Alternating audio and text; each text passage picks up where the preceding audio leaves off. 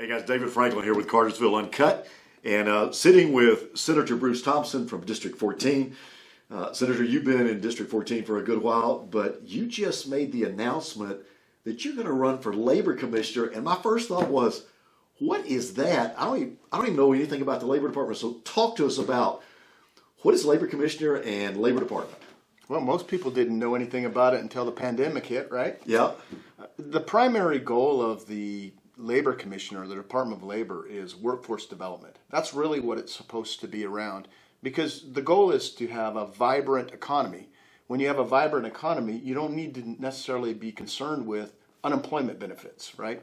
That changed with the pandemic because you had some forced layoffs and the number of claims skyrocketed. That highlighted some real challenges we had in the Department of Labor. But prior to that, we already had a lot of challenges.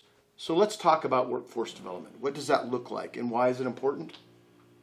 Think about when you have military individuals. They have skills, right? MOS, their job skills. When they exit the military, how do they take those skills and then make them available in the civilian life, right? As a state, we should be creating the bridge for that to happen. There are a ton of jobs. Eight years in a row, we're the #1 place in the country to do business.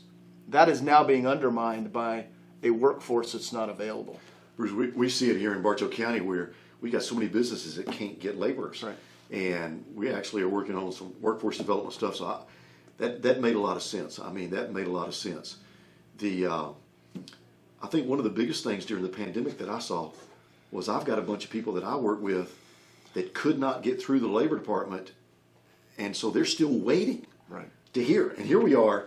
Anyway, but you run into that a whole lot more than I do. When we were in session last year, whether you were a Democrat or Republican, and for those that don't know, there's 180 House members and you have 56 senators. Regardless of whether you were a Democrat or Republican, you were receiving in excess of 1,000 constituents calling you, begging for help because they couldn't get through. We thought we could get through, and what we found out was we didn't have much more success than they do. Now, we've navigated some of that, but that's a shame that we have an agency that is funded by taxpayers that when they need you, they can't get through. I know a lot of people that got frustrated. Representative Matthew Gamble, he said the same thing about him getting calls. We were blown away to hear how much people were calling y'all. Hey, Barry Loudermilk, the congressman's office, they have one person who was dedicated to the same thing. So what are they supposed to do? You're supposed to, during a healthy environment, workforce development. We talked about military. What about prison reentry? We expect people that exit prison, right? They're put on probation or not, and we want them to reintegrate into society. We don't want them to return back. It costs us money and it costs the family, right? Well, how do you marry them up? You have senior citizens that maybe their profession has left them, so to speak. They still got gas in the tank. They may be 50 and maybe 60, maybe 70, and they want to be able to use those skills and use them in some time of a beneficial profession. You're supposed to marry those up because there's a lot of wisdom in those years. And then you look at other countries. Right here in Bartow County, we've had a lot of companies that have relocated here from Austria and Germany and so on. In those countries, they have entrepreneurial and co-op programs that bring young people in and teach them the trades and expose them to things that they might otherwise never be exposed to in today's society. It's those kinds of things is what the primary job of the Department of Labor is supposed to do. Back under the Deal administration, there was such a contentious relationship and it wasn't being done that they stripped a lot of that away and put it with TCSG. So today, most of the responsibility that's supposed to be done is when you had claims, when someone filed a claim, there should be an expeditious process to get through, file the claim, legitimize it, whether or not it's supposed to be legit, and pay it out. Unfortunately, there's tens of thousands, if not hundreds of thousands of people can't get through, and those that do, the reports are out there that 52% of those that are paid are fraud. So we have a problem, and it's the taxpayers' money, and that's one of the reasons that it interests me. It's undermining our economy. It is. Guys, listen, I'm going to come right back, and I'm going to ask Senator Bruce Thompson this question. Why in the world would you leave a Senate seat where things were going great? I mean, are you really qualified to do something about it? So I'm going to try to turn the screws on him, so I'll be right back. Hey, David Franklin here with Senator Bruce Thompson, talking about the labor commissioner, because you just made the announcement that you're going to run for labor commissioner. We didn't even know what it was. You helped us with that. I was going to ask you what qualifies you, but before I do that, I want to say, what are you going to focus on if you win? We think you will, but if you win, what are you focusing on? There are three main objectives right now. The first, obviously, you have to have a relationship with the General Assembly and your executive branches. And the current administration, the current commissioner, has neither of those. It's been a contentious relationship, clear back into Governor Deal. It continues even currently. The General Assembly passed a bill this year that was going to give the Speaker the ability to appoint a chief overseer just to see what's going on in that agency. That's not good, is it? That's not good. It's terrible. And it's another $100,000. Ultimately, the governor vetoed it, but it shows a vote of no confidence. Right. So I already have those relationships. I've got over 120 people that are in the either elected or former or current that have endorsed me. So I have those relationships. The second is we've got to modernize the agency. Currently, they're using a legacy platform to process claims. What that does is it makes it difficult to get the claim processed, and then the output, or be able to, the overseer, so to speak, to make sure they're not fraudulent claims, just doesn't really exist. I hear we have a bunch of fraud. They're saying over 50% of the claims are fraud. Other states have already done this. It's not a beta test. They've already moved to a platform that's web-based like this. You know, I have a software background. There's very little cost to the agency to onboard because it's cloud-based, but it's easier to get on, which is one of the complaints, easier to file, and much more difficult to create a fraudulent case. And then the third thing is we have offices around our state right now that are still not open. People say, I can't get anybody there. They don't go in. When you ask the commissioner and the agency, why are you not restaffing them? The answer is, I have an older workforce that does not want to come back there. Well, that's not a workforce problem. That's a leadership problem. Figure it out. When we modernize this agency, there's going to be people that retire just in a normal attrition. And what you'll do is you'll train those that are remaining and become a much more efficient agency. And so there's a cost savings in there to the taxpayers. And I know that's foreign to government agencies to try and do some cost savings, but that's what we do in business. And I think that's what taxpayers are demanding. They want to see that you have a government that is feeling the same pain they feel in their businesses. Run efficiently. All right, I'm going to ask you a major question that all the folks like me, just the ordinary guy.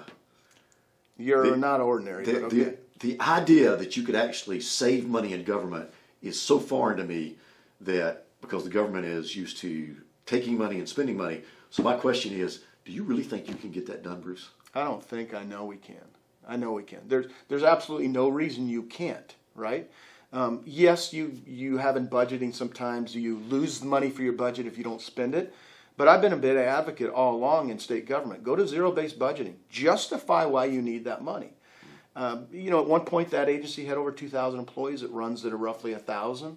I think through attrition, again, not terminating people, but through attrition, you could probably run very efficiently at 850 and make people happy and feel, I wouldn't say proud, but certainly proud of what you're doing with workforce development, creating an environment that if you want to expand your business, the workforce is there. If you want to bring in companies, which we want to do to remain number one in the country, there's a workforce trained to be able to do that. Whether they're young individuals all the way through senior years. Whether you're coming out of prison, you made a mistake, or you're re-entering the private sector after serving your country. We should be doing that. We do a lot of things right in Georgia. Why not have the Department of Labor being number one in the country as well? All right, guys, so when I come back, got one more segment, I'm going to ask him all the qualifications, all the experience, all that kind of stuff. So what in your background makes you think that you can really get this done? Because somebody telling me that he can save money in the government is such a foreign thought, so we're going to put the screws to him. We'll be right back. Hey guys, David Franklin back with Senator Bruce Thompson from District 14, who's made the announcement he's going to run for Labor Commissioner. It's been a great education process of finding out what the Labor Department does. But Bruce, I want to ask you a question. I mean, you've been highly successful in the Senate. Why in the world the Labor Department? What do you think? Your background and stuff like that. Why are you qualified to make a difference? David, not to get too far into it, you know where I came from, right? I do. I was fortunate that I was one that got out and have been blessed, going from being poor and in a very tough situation. Yeah, let me just interrupt you. I know his story. He grew up in about as tough a situation I've ever seen, in rural poverty in Montana. And, you know, Bruce, you've been blessed, but you have worked incredibly hard. But anyway, continue. So what do you bring to the table? Well, I've said before, some people grow up with a silver spoon. The rest of us grow up with a plastic fork. The only difference to the top, amount of effort you're willing to put in, right? Only in America you can do that. Because I chair economic development for our state, I have the privilege of traveling around the entire state and meeting with companies looking to relocate here or those that want to expand. The number one problem and question they have is how and what's the relationship like with your Department of Labor, and what's the workforce look like? It's undermining our economy. It's even undermining my businesses.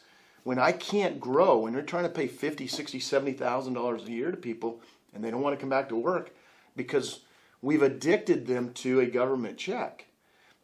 You look at Steak and Shake. I mean, any of the restaurants you go to, they can't open up their dining rooms. Why? You see the Chick-fil-A in Woodstock tore it down. Why? Because they just don't have the workforce, so now they're going to a drive-through. You go to Columbus, sign, family-owned business started in 1946, 2021, it says right on it, closed permanently due to lack of labor. We're killing legacies because we're not creating a culture of a workforce. I was at a church last night, and a guy who owns a business was paying the guy, he told me, $1,000 a week.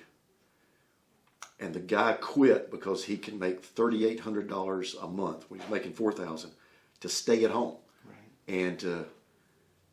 And government ought not to be enabling people like that. That's right. But now I know you've started a bunch of business because you're the most entrepreneurial guy. And you're maybe one of the few people I've ever met that I can't keep up with. But so, business. How many businesses have you started? A few. A few. I don't know, 20 maybe. I mean, we've done software, we've done manufacturing, we've done service, we've done insurance. There's no shortage of need that we have in society when someone wants a good product or a good service at an affordable price, and that you can replicate that. And if you keep that in mind, you can do it in basically any sector. I am not interested in food service for sure. But the reality of it is I have had put that on hold of starting businesses and providing an opportunity for people because you don't have a labor force. It's there. If we could get government out of the way and then help people understand that, again, maybe it's a senior, maybe it's a military individual, maybe it's someone coming out of prison needs a second chance, maybe it's a young person that's coming out of a home that nobody spent some time to cultivate some interest in them. That's what Georgia needs to be doing. And frankly, the Department of Labor is broken. Been broken for years and years. The pandemic just highlighted that. We looked for other individuals that might be interested in doing that. David, I don't have any interest in being a bureaucrat, right? I don't need a government job. I worry about you. I don't need a government job. But I'm not afraid to I buy companies, tear them apart, get them started, and sell them off. I'm not afraid to jump in there and let's see if we can change this. And then if we can do it in one 4-year cycle, I'll step away. I won't run for re-election. It takes 2. Good Lord, if we can't do it in 2, there's going to be a problem. But that's really why. Someone in a church told me when I was asked to run for Senate once. They said, if not you, then who? You're either going to choose to be a part of the problem and complain about it, or you're going to take where you are and be part of the solution. Department of Labor is the same thing. I'm in a great Senate seat. I love what I do. But I'll finish that out. Let's go see if we can win this and fix it. Bruce, I know that you would never say this, but because of your background and having grown up really, really difficult, you have this huge heart to try to help as many people as you can in your lifetime. Sure. And just make a difference. And I applaud you for that. I never thought about the labor commissioner, but hey, I always thought, okay, he's got this Senate seat that's going great. But I can see you with your knowledge and your relentlessness in working to go down there, do what you can to fix it. So, David, it's no different than business, right? If it's all about you, you're going to be limited. If you take individuals like I have in my businesses and you empower them, give them the tools, step back and give them the coaching and guidance, you'll see dramatic change, and you can dramatically change a much brighter swath than if you just did it by yourself and you want a statue. Government agencies don't operate like that. I get that. So some of our viewers may say, hey, it's great in small business or in private business. It's going to be hard to do in an agency. They're craving leadership. They're craving it. And I think we can do that. Yeah. Guys, listen, it's been a great interview, Bruce, with you. Most of the time we do something, it's got this whole Bartow County focus called Cartersville Uncut. This is a statewide thing, so I'm going to encourage you to do something. Do what I'm going to do, and that is to like this, but to share it across the state of Georgia, because I got connections all over the state. And so share it across the state of Georgia, and let's go make a difference and help Georgia be just a place that helps people flourish. So listen, thank you for your time.